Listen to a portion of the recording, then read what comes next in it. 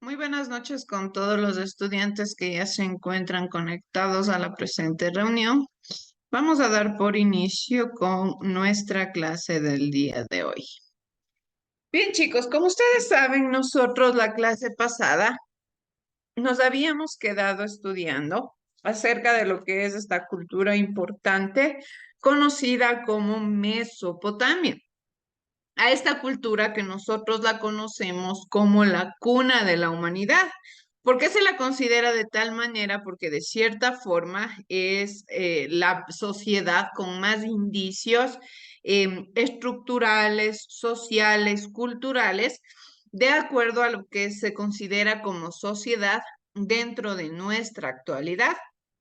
Nosotros, conforme va pasando el tiempo, conforme se van desarrollando las sociedades, las décadas, vamos teniendo nuevos contactos con espacios, con situaciones que tienen una historia, que tienen un referente, que vienen de pasados que de cierta manera los lograron acomodar y los lograron estructurar en un tiempo y en un espacio en específico.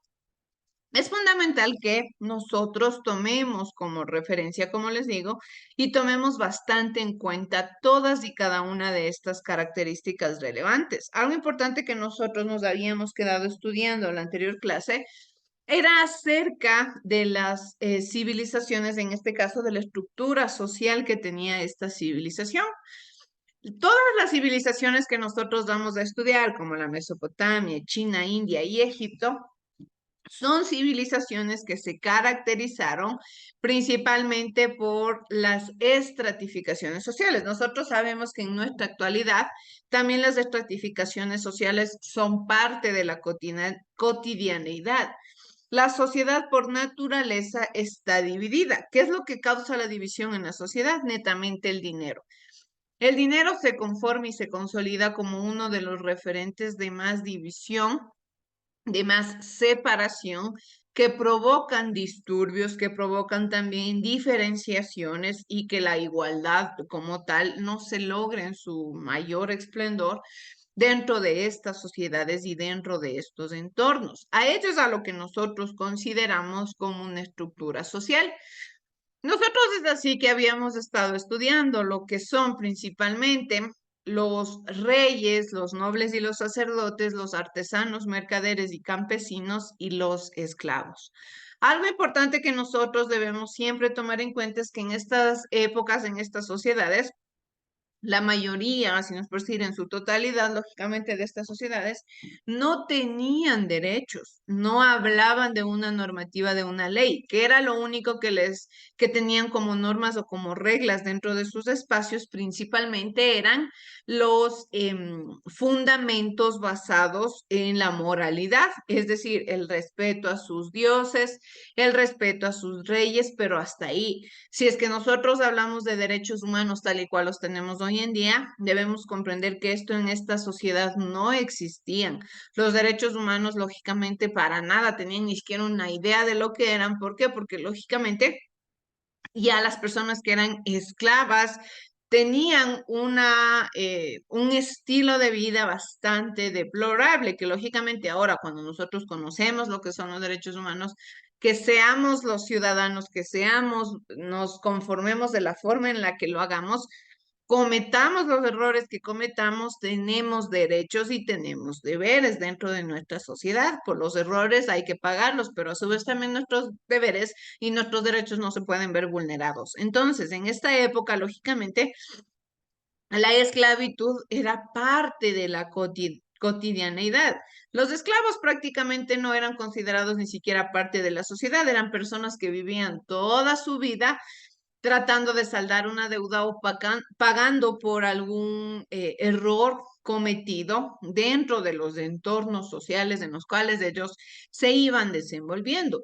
Pero principalmente nosotros debemos comprender que para que estas sociedades se desenvuelvan y se desarrollen de una correcta manera, debe existir algo que regule, debe existir una normativa. ¿Cómo sé yo que está bien y qué está mal? Si nadie me pone reglas, si nadie me pone normas, ¿sí? Es importante que nosotros tomemos en cuenta la importancia que tienen estos espacios, la importancia que tienen estas estructuras sociales dentro de nuestro entorno, dentro de nuestra sociedad, dentro de nuestros elementos, dentro de todo lo que nosotros hacemos y dejamos también de hacer para la estabilidad social, para una estabilidad económica. Generalmente, lo que a nosotros nos estructura y lo ha hecho y lo seguirá haciendo durante mucho tiempo más, siempre ha sido la religión. La religión se considera como una parte importante de la sociedad, si no es por decir la más importante. ¿Por qué? Porque en sus inicios de las primeras sociedades, de las primeras civilizaciones, es la religión la que regula todos los estamentos, todos los estatutos, qué se debe hacer, qué no se debe hacer, cómo se lo debe hacer, en beneficio de quién se lo debe hacer. Principalmente esto lo hace la religión, pero lógicamente existen una infinidad de representaciones religiosas en nuestro entorno. Por ejemplo, nosotros actualmente si hablamos de religión, podemos hablar del catolicismo, cristianismo, testigos de Jehová, budismo, muchas otras tantas que hay. En este caso, no se le daba un nombre a ninguna deidad espiritual, sino netamente se hablaba de una adoración a la naturaleza. Tenían múltiples dioses y estas sociedades eran agradecidos con la naturaleza y les consideraban dioses debido a que les brindaban beneficios. Es decir, la naturaleza era buena con ellos al brindarles un espacio fértil para poderse desarrollar, al brindarles un espacio lleno de elementos importantes para una vida cotidiana y diferentes cosas relevantes, diferentes cosas importantes que se toma en cuenta dentro de estas sociedades y de este desarrollo. Es por ello que a esta sociedad de la Mesopotamia principalmente se la considera como una sociedad politeísta porque adoraban a muchos dioses. Sí, y lógicamente, siempre la actividad principal para ellos era el trabajo en la tierra. Sí, recordemos, era una tierra bastante fértil, nunca nos vamos a olvidar que Mesopotamia significa tierra entre ríos, que estaba ubicada este territorio entre el río Tigris y el río Éufrates, y al estar ubicada en este territorio tenía una gran fertilidad. Pero lógicamente no todo era bueno, también habían cosas negativas. En este caso podía existir inundaciones, también que el agua se empose, que provoque también espacios donde el agua no corría. Entonces, la inteligencia del ser humano, las necesidades provocaron que creen instrumentos, espacios, canalizaciones para poder conducir el agua. En este caso, ¿qué es lo que nosotros hacemos? Consideramos a la religión de la Mesopotamia como la más antigua. ¿Por qué? Porque es una de las principales representaciones de la sociedad. Nosotros podemos hablar quizá de otras civilizaciones, mayas, aztecas, incas, pero principalmente la Mesopotamia es la más antigua, por eso se le considera como la cuna de la humanidad. Sí, porque es de donde se tienen los primeros indicios, de donde se tienen los primeros conocimientos, los primeros referentes de cómo se llega a desarrollar una sociedad, de qué enfoque tiene una sociedad, en base a qué lo hace también esta sociedad. ¿Sí? Para ellos, lógicamente, nosotros entendemos que cómo adoraban la Mesopotamia dentro de su religión, lo hacían mediante culto con plegarias y oraciones, himnos, sacrificios y ofrendas. En este caso, recordemos que estamos estructuradas por ciudades de estados en sí. ¿Qué significa esto? Que cada espacio geográfico, que cada ciudad era independiente, tenían sus propios dioses, tenían sus propias autoridades y, lógicamente, de acuerdo a las necesidades que esta sociedad tenía, era el desarrollo religioso que lograban obtener. Es decir, que cada sociedad, que cada grupo, ciudad o estado tenía su propio Dios protector al que le dedicaban el sigurat. Ustedes no se pueden olvidar de esta palabra importante conocida como sigurat.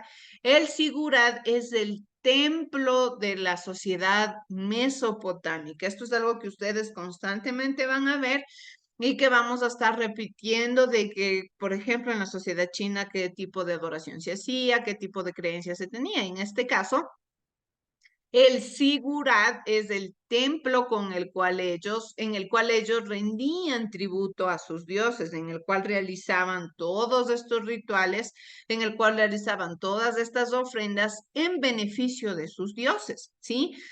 Principalmente también es importante que nosotros identifiquemos que muchas de estas culturas tenían creencias unas en el más allá, otras en la reencarnación, pero en especial la sociedad mesopotámica no ofrecía en su religión una esperanza de una vida tras la muerte, muchísimo menos esperaban la inmortalidad, sino que por consiguiente, como ellos no tenían una esperanza, por ejemplo, nosotros sabemos, la gente que es creyente, de decir, yo hago buenas acciones para ganarme un espacio en el cielo, ¿sí? Para no irme al infierno, la gente que cree en este tipo de cosas. ¿Qué es lo que hacemos lógicamente nosotros en este tipo de sociedades y en este tipo de situaciones? Tomamos en cuenta y tomamos como referencia que ellos no tenían creencia en algo más allá, no creían tampoco que podían vivir eternamente, pero sí tenían una convicción de que como no había nada más allá, debían tener una buena vida en la tierra, ¿sí? Entonces constantemente estaban dedicados a mejorar la existencia terrenal. No hay nada más allá, pero debemos hacer las cosas bien en este momento, debemos hacer las cosas bien en el espacio en el que nosotros nos encontramos. Otra de las partes importantes también de las culturas, de la sociedad mesopotámica, perdón, es la cultura. Hemos visto cómo era su organización social, cómo se detallaba su religión. Ahora es importante que nosotros analicemos cuál es el fundamento de la cultura mesopotámica. Para ello, quiero que por favor, ustedes ya saben, veamos el siguiente video que nos habla sobre la importancia de la cultura mesopotámica. Vamos a ver, chicos, por favor.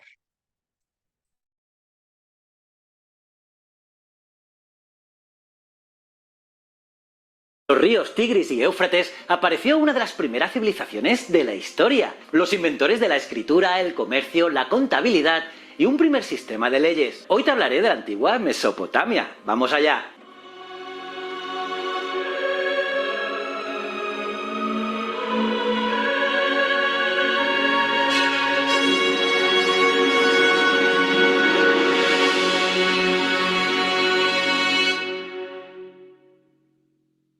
Llamamos Mesopotamia, que significa literalmente entre ríos, a la zona del Oriente Próximo ubicada entre los ríos Tigris y Éufrates, si bien también se extiende a las zonas fértiles contiguas a la franja entre ambos ríos, y que coincide aproximadamente con las áreas no desérticas del actual Irak y la zona limítrofe del norte-este de Siria. Pero, ¿qué importancia tiene esta región? Pues, como región fértil que es en el cercano oriente, fue el escenario de los orígenes de la civilización. La historia de Mesopotamia está dividida en 5 etapas: el período sumerio, el imperio acadio, el imperio babilónico, el imperio asirio y por último, el imperio neobabilónico. La cultura sumeria fue la primera civilización mesopotámica.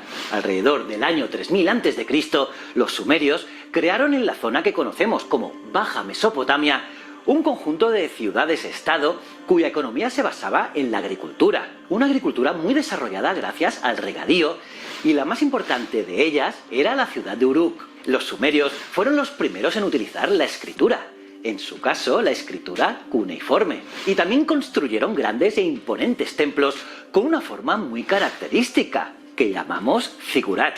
Su capital, Uruk, está considerada por muchos arqueólogos como la primera organización estatal de la historia, con una clara estratificación social y una emergente actividad comercial. Y la burocracia, la contabilidad y el comercio exterior nacieron aquí en aquel momento. Y ojo, que además de los aspectos políticos, los sumerios fueron los primeros en dividir el año en 12 meses.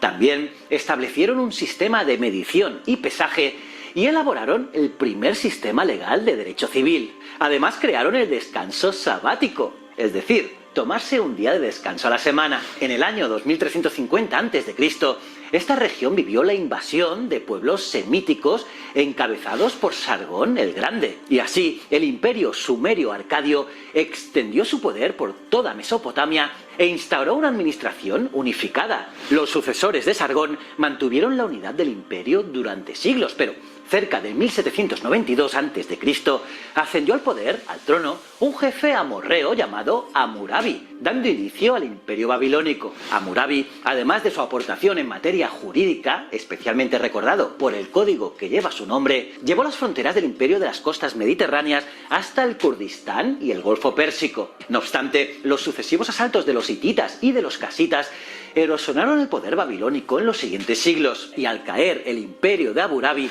los asirios se establecieron en el norte de Babilonia, y pronto fueron lo bastante poderosos como para establecer su propia monarquía. Sus ciudades más importantes fueron Asur y Nínive, y a este periodo de expansión le siguió otro periodo de mucha conflictividad política que condujo a la guerra con Judá y el fin del imperio asirio, cayendo bajo la alianza entre babilónicos y medos en el 612 a.C.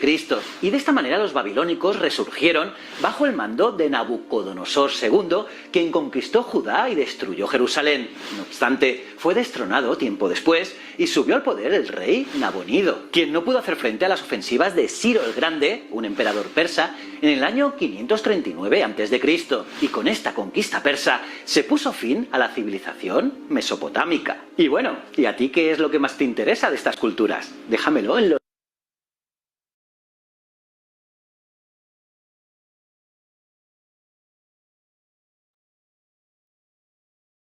Bien, como ustedes pueden ver, son sociedades que tienen muchísima trascendencia, muchísima historia, muchísimos legados con los cuales nosotros nos desarrollamos en nuestra actualidad. Es importante que nosotros sepamos reconocer todo lo que nos ha dejado como base la historia, para lo cual podemos tomar impulso y poder seguirnos desarrollando, ¿sí? Especialmente nos dice, sí, algo que nos caracterizaba también el video, nos dice acerca de las leyes divinas. Los primeros códigos de leyes fueron creados para organizar las sociedades, solucionar los conflictos y administrar justicia. Como les decía, era importante que existan reglas, era importante que existan normas, pero lógicamente estas normas y estas reglas estaban basadas en la religión. Estaban basadas en la divinidad que ellos tenían, en sus creencias, en sus tradiciones, en su religión como tal. ¿Por qué? Porque lógicamente era la forma más fuerte y en la forma en la que más podían tener un buen espacio o un buen terreno de aceptación por parte de la sociedad. Si es que alguien llega de la noche a la mañana a querer imponer una ley, es complicado que la gente lo acepte. Pero si es que se habla desde la religión, lógicamente la fe y la devoción que tienen las sociedades sobre cualquier situación o sobre cualquier cosa, puede mover la conciencia y puede hacer que las sociedades y las personas acepten las situaciones. En este caso, se crean estas leyes divinas. Las leyes se consideraban de origen divino. Siempre eran reveladas por un dios al rey. Era la forma en la cual se les consideraba divinas, sea verdad o sea mentira, pero el rey siempre se consolidaba dentro de estas sociedades como el mensajero. El rey fungía como la persona intermediaria, como quien prácticamente los dioses hablaban con el rey y el rey era el encargado de difundir esta información a los fieles y al resto de la sociedad. Siempre es por ello que se utilizaba la religión. En ocasiones incluso eran netamente normativas impuestas por un rey, pero en este caso el rey tomaba como referencia, es decir, que se las había revelado un dios. También era el sumo sacerdote. Con esta justificaban, con esta justificación religiosa, el grupo dirigente se aseguraba de que las leyes tuvieran mayor influencia en la sociedad. Ahí viene esa parte importante que les menciono. Se aseguraban de que tengan influencia. De nada les servía si es que ellos hablaban con la sociedad, pero prácticamente los conocimientos o las leyes quedaban en nada. Las leyes tenían que ser cumplidas, las leyes tenían que ser desarrolladas a rajatabla. Entonces, ¿cómo se podía realizar esto?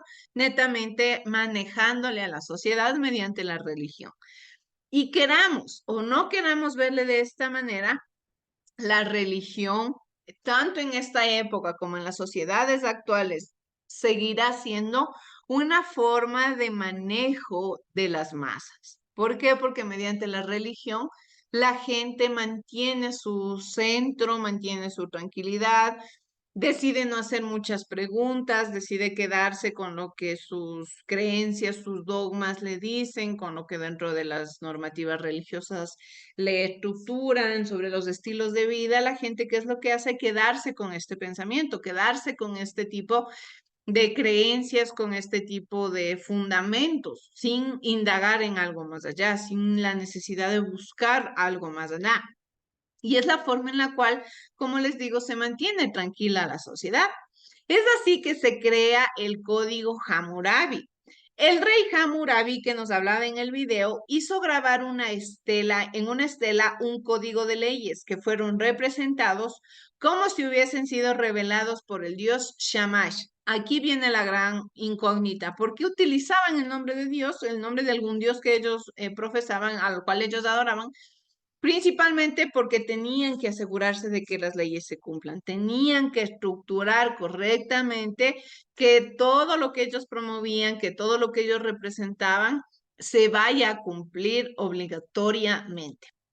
El código Hammurabi no dicta normas religiosas, sino que regula los derechos y deberes de los ciudadanos.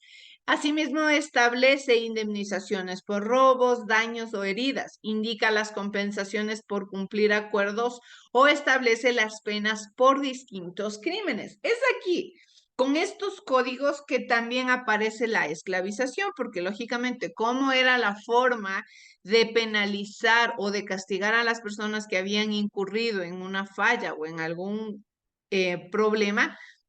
Lógicamente destinándoles a ser esclavos? Como tal, la malicia de la gente no era como en la actualidad nosotros la conocemos, pero sí principalmente la utilizaban en una situación o en un contexto bastante diferente. Entonces, ¿cómo se desarrollaba principalmente la cultura? Dentro de la cultura tenemos un referente importante que fue la escritura. Las primeras formas de escritura surgieron con los sumerios, esto nos estaba explicando el video, a finales del cuarto milenio antes de Cristo, para llevar la contabilidad del Estado, como el control de las cosechas, el cobro de impuestos. Como yo les he dicho siempre, la necesidad hace que el ser humano tenga que buscar soluciones. La necesidad que el ser humano se le presenta en diferentes áreas, en diferentes espacios de su vida cotidiana, hace que tenga que buscar soluciones a sus problemas. En este caso, siempre ha sido y será importante que se desarrolle una correcta contabilidad, que se desarrolle un buen manejo de las cosechas, de la agricultura, para que la sociedad se estructure de una buena forma, ¿sí? A esto también se refería a una escritura pictográfica.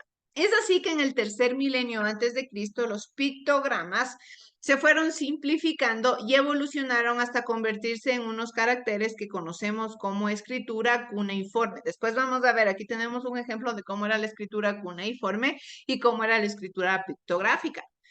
La escritura cuneiforme no solo se utilizaba para llevar las cuentas de palacios y templos, sino que también se usó para redactar órdenes reales, códigos de leyes como el Código Hammurabi, textos literarios como el poema de Gilgamesh e incluso textos científicos como manuales de matemática para la escuela. ¿Qué quiere decir esto?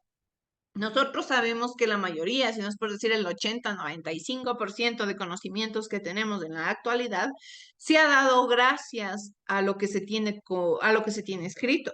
¿Ustedes cómo estudian? Mediante módulos, mediante textos. ¿Cómo conocen la historia de algún país? ¿Cómo conocen la historia de algún lugar? Mediante relatos escritos, mediante fuentes escritas. La escritura siempre, siempre desde sus inicios, desde su creación, se considera como la forma de poder dejar una huella, como la forma de poder dejar una situación plasmada mediante la cual futuras sociedades, mediante la cual futuras culturas puedan tener conocimiento de lo que hicieron culturas anteriormente. Es así que también, como les digo, se desarrollan dos tipos de culturas, de escrituras, perdón, la escritura cuneiforme y la escritura pictográfica. Hacia el año 2900 antes de Cristo, en Mesopotamia, se escribían los caracteres con una caña cortada en forma de cuña sobre tablilla de arcilla cruda que luego cocían para endurecerlas. Ustedes pueden ver, así como ahora, lamentablemente, tenemos el papel, que es una de las formas de contaminación más grande, pero es la forma en la cual podemos utilizarla para tener un legado, para poder dejar huella de algo, para podernos acordar de cualquier cosa, que es lo que se utilizaba. En este caso, se utilizaban materiales bastante fuertes y que tenían una elaboración bastante complicada para poder dejar una huella. En este caso, los signos cuneiformes pueden representar objetos, animales y personas, pero también sonidos que se agrupan para formar una palabra. Esto facilita la escritura y a su vez también la lectura. Pero lógicamente aquí con la creación de algo nacen también otras cosas. Por ejemplo, ya se desarrolló la escritura cuneiforme. Era importante que alguien que haya creado esta escritura promueva el conocimiento de cómo se lee esto, de qué quiere representar. Es así que prácticamente ya se empieza a tener los primeros indicios de enseñanza, los primeros indicios de lugares, de espacios en los cuales se comparten conocimientos. ¿Por qué? Porque siempre es importante que las personas conozcan. No solamente una sociedad se quedaba con el conocimiento, solamente un grupo, no. La persona tenía que compartir estos conocimientos. ¿Para qué? Para que el resto de sociedades de futuras generaciones sepan a lo que se refería, sepan a lo que prácticamente se estaban enfrentando. Es así que se desarrolla también la escritura pictográfica. Este tipo de escritura se compone de pictogramas, que son dibujos simplificados de objetos, animales o personas. Por ejemplo, para anotar un buey se dibujaría un buey. Poco a poco la escritura se fue desarrollando y cada dibujo no solamente representaba el objeto, sino también una idea. Así pues, un buey podía representar pastos o comidas. Lógicamente, todo dependía del entorno. Todo dependía del espacio, de la situación, de la cultura, del entorno, del desarrollo que tenían estas sociedades. Siempre decimos que la información la utilizamos en un beneficio propio. La información que nosotros tenemos dentro de todos los espacios, dentro de todos los lineamientos, se lo utiliza en mi beneficio. Si es que yo deseo saber matemática, pues tengo que leer matemáticas. Si yo deseo saber literatura, tengo que leer algo sobre literatura. De acuerdo a los conocimientos que yo quiero desarrollar, son de acuerdo al tipo de textos que yo quiero leer, de acuerdo al tipo de información de la cual yo voy a tomar como referencia. Y lógicamente todo esto se ha ido desarrollando, ha ido poco a poco evolucionando. Para lograr tener una escritura tal y cual la conocemos nosotros hoy en la actualidad, tuvo que haber pasado muchísimo tiempo, muchísimos cambios, muchísimas transformaciones. Por ejemplo, ahora los dibujos, nosotros sabemos que los utilizamos para representar mediante imágenes quizá alguna información. Pero cuando queremos representar una idea, un texto, un párrafo, lo hacemos mediante una escritura, reglón seguido, para eso están los ensayos, resúmenes. Diferentes normativas con las cuales nosotros manejamos la información, aumentamos información, suprimimos información, utilizamos la información en beneficio propio. Todo esto se desarrolla gracias a la evolución de la sociedad. En sus inicios solamente eran pequeños dibujos que quizá una persona se inventó y compartió estos conocimientos, pero posteriormente ya se consolidó como una escritura, ya se consolidó como una forma de poder representar a tal punto que el código Hammurabi se creó en base a este tipo de escritura. ¿Para qué? Para que pueda quedar constancia y lógicamente nosotros en la actualidad podamos tener un conocimiento de qué fue lo que se desarrolló en esta época, de cuáles fueron las normativas, cuáles fueron los principales fundamentos que tenían en la actualidad. Otro punto importante también de la cultura mesopotámica es el arte. Vamos viendo ya varios puntos importantes, ¿sí? Hemos visto la organización social, su religión, su cultura y ahora vamos a estudiar lo que es el arte. Dentro del arte tenemos un punto relevante que es la arquitectura. Las construcciones eran de ladrillos de barro cocido, pues los mesopotámicos utilizaban los materiales de la región como barro, cañas y juncos, lo que ha dificultado su conservación. Hay diferentes estructuras que nosotros tenemos en nuestra actualidad que quedan como rezago de muchas sociedades. Otros ya no se logra quedar o no logramos tener como tal un referente debido a que eran realizados con materiales que no lograban perdurar en el tiempo. Para disimular los ladrillos y embellecer el edificio, usaron placas de cerámica vidriada o el relieve escultórico. Y para cubrir los edificios, inventaron el arco y la bóveda. Aquí viene un punto bastante fundamental, que es que estas sociedades y estas culturas crearon una ideología de ver bien las cosas, ¿sí? No es que crearon una estructura, una edificación por crearla y ya, no, ellos querían que se vea bien, ellos querían que se vea estético, ellos querían que la gente que vea diga que se ve bonito. Es así que se crean palacios y los sigurats. Dentro de los palacios prácticamente eran las viviendas de los reyes y los nobles más poderosos. Tenían un patio central rodeado de las dependencias destinadas a la administración y la servidumbre y asimismo del templo. Por otro lado, el sigurado templo era una torre escalonada en cuya parte superior se encontraba el santuario, donde se custodiaba la imagen de Dios, que así estaba más cerca del cielo. Para ir terminando con nuestra clase, quiero que por favor veamos el siguiente video que nos habla sobre el desarrollo de la arquitectura mesopotámica. Veamos por favor. Del arte mesopotámico en este ya tercer programa que está dedicado al arte de esta espectacular región de la antigüedad del Próximo Oriente.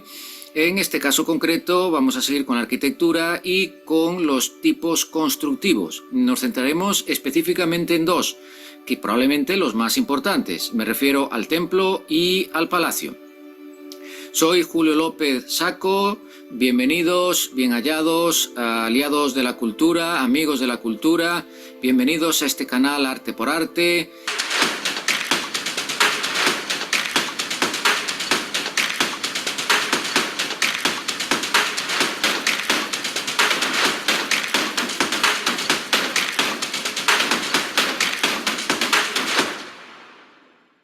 Os comentaba que vamos a trabajar la arquitectura mesopotámica y en este caso lo haremos pues siguiendo los tipos constructivos. En este programa nos vamos a focalizar en dos de ellos. Se trata del templo y el palacio. El templo se establece en torno a un gran patio con muralla con una finalidad de veneración, aunque también tenía una funcionalidad administrativa y mercantil.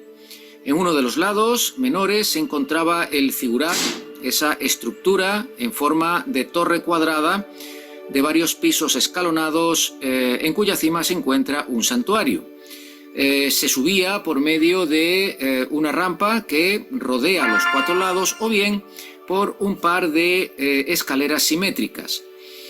Pueden poseer una serie de materiales, digamos, de carácter semiprecioso, como el caso de lapislázuli, alabastro o incluso oro.